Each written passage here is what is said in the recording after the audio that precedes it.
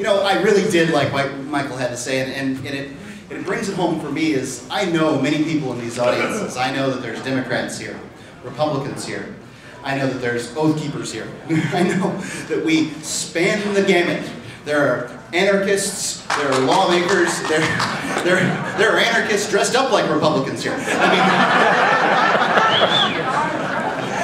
mean, all anybody wants here is to find out more about nullification, how we can keep the issues at home, states' rights, and I thank you for coming so that you can take this message and you can go educate a few of your friends about it, because that's all it is. This is a movement of education. Next up, Bryce Shonka. He's the Deputy Director of the 10th Amendment Center. He and Michael are the ones that make all this happen. Give him a big welcome, if you would, please.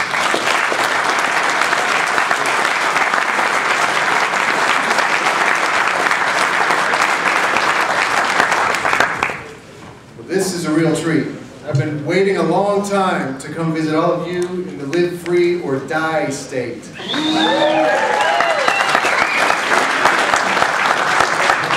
You are all part of something that I like to call the constitutional resistance. We are the resistance in a war that was declared on we the people decades and decades ago, and also declared on the Constitution itself. And despite almost a total lack of mainstream media coverage of this event, y'all came and showed up. You found your way here, so thank you very much for that. We are in a war, and the war is a war of words. It's not necessarily a war of weapons in the traditional sense, but we have modern weapons that we can use in this war. Truth. This keyboard right here is a weapon, folks. Yeah. The truth. Some of you know how to use it well. Some of you are just getting started, but everyone can participate in this war using just that tool alone. Now, can you imagine the articles that are going to come out about this event? Some of them are going to be attacking what we were talking about here. Some of them are going to say things like, you know, maybe we hate brown people. Or maybe we are just trying to secede from the Union, which is not the purpose of nullification. But if every person in this room were to set up Google News alerts, and we're aware when this type of article hits the internet, and every single one of you leaves a comment setting the record straight, then every single one of those attack pieces suddenly becomes a valuable educational tool. And that's the kind of thing we need to do to win this war.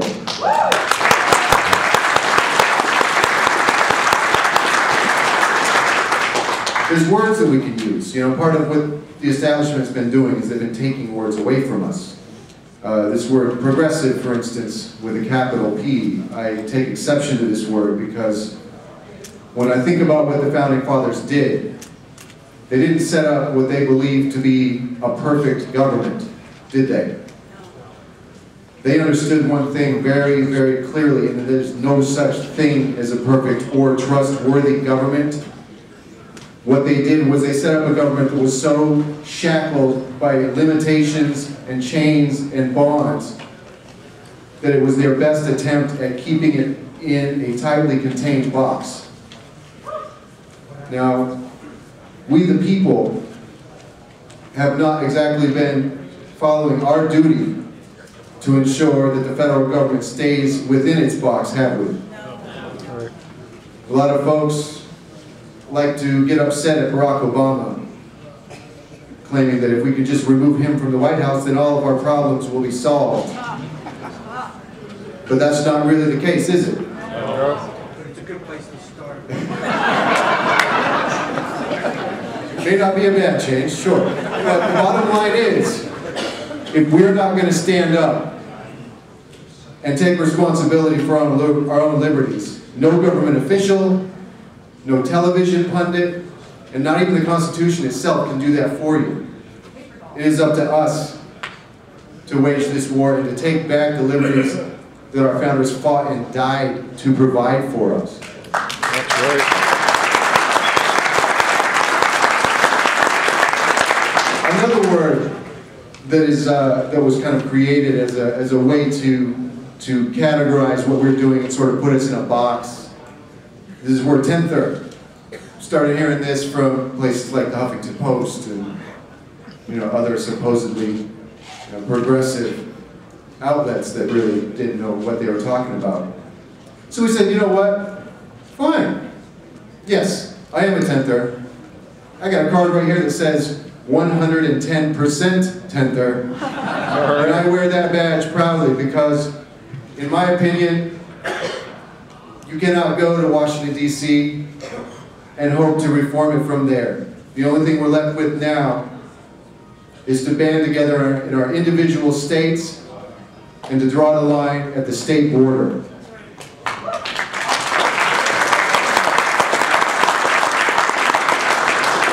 Now, one of the things that makes us unique at 10th Amendment Center is, despite some of the pieces that are written about us, we are not a right-wing organization.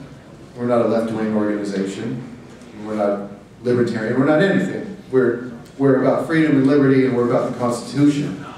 So we wind up talking to folks all over the country from very different backgrounds. I've got a liberal organizer in Massachusetts working for the 10th Amendment Center there by the name of Roger Pratt. Very intelligent guy, totally gets it. We've got conservatives in Texas, as you might imagine. We've got libertarians here in New Hampshire.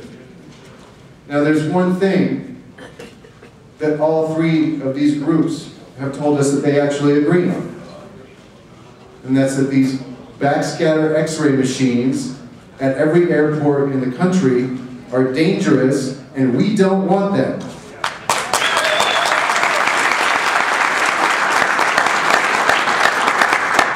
The TSA is an unconstitutional federal agency that there is no mandate for in the Constitution. It's not something that should exist.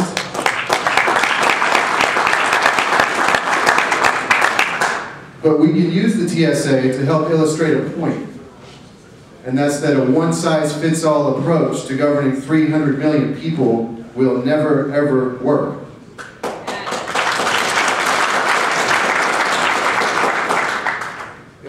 3 weeks ago, on our way to our last event in Cincinnati, Ohio, I was about to be forced through one of these ominous blue machines, and I said, thanks, but no thanks. The TSA gentleman there said, well, you know, the radiation really is lower than... I said, no, I've done my own research, thank you. I'm convinced. I'm not going through that thing. So they brought me along to the side. I waited for a few minutes. And then I proceeded to have an experience that, under different context, would have made for a really good Saturday night when I was in high school. Radiation or molestation. That's right. So, then the next thing I was left with, my first immediate response was, for our next trip out here in New Hampshire, we said, well, you know what? There is a way to get there that doesn't involve either one of those things. And so, this past Sunday, we got on a train in Los Angeles to arrive in time for the show today. And, yes.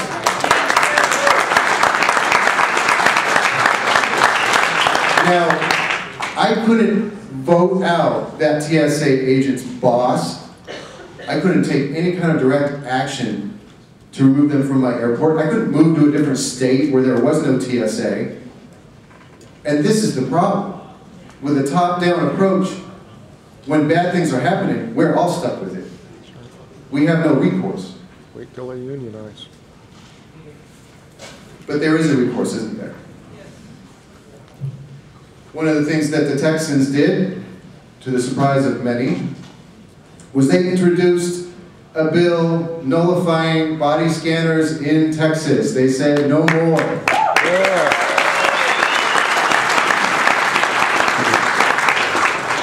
We had an article up on this event very quickly, and in 24 hours we had 30,000 people interested enough to take a look.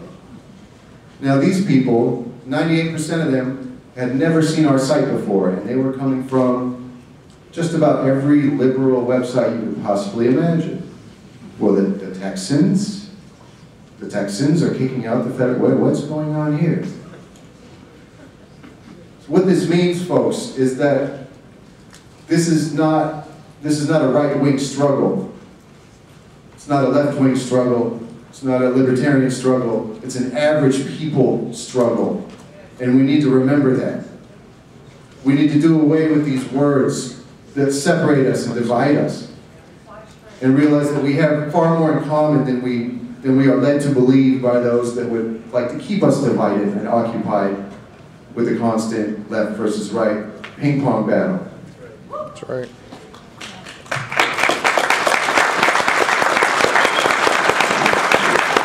Since Texas introduced that bill, there's already been 3 other states that have introduced it. New Jersey, not too far away. Hawaii, very far away. And right here in the Free State.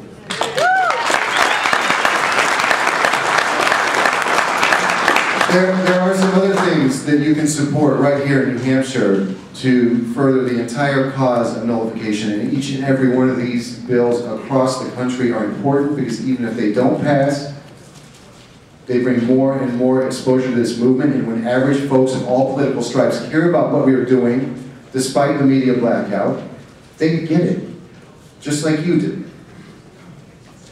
Other things in New Hampshire that are going on are Firearms Freedom Act. Yeah. Jennifer.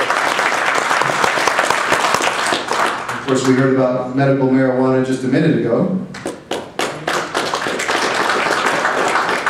The Intrastate Commerce Act, which is kind of like the beefier version of firearms freedom. It says anything grown, produced, manufactured, and sold in the state of New Hampshire is hands off to the federal government entirely.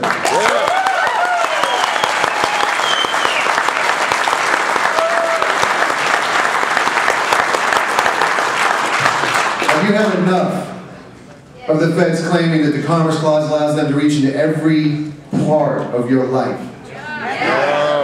Well, the Interstate Commerce Clause is the answer to that.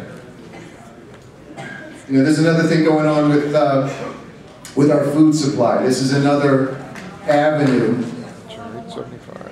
where we can start to make these events, you know, we start to bring in those folks that are outside with signs right now, because I'm sure they're opposed to this S510, this supposed food safety bill. We're finding a lot of people that voted for Obama finding a lot in common with what we have to say at 10th Amendment Center over this issue alone. And we need to be prepared to receive that.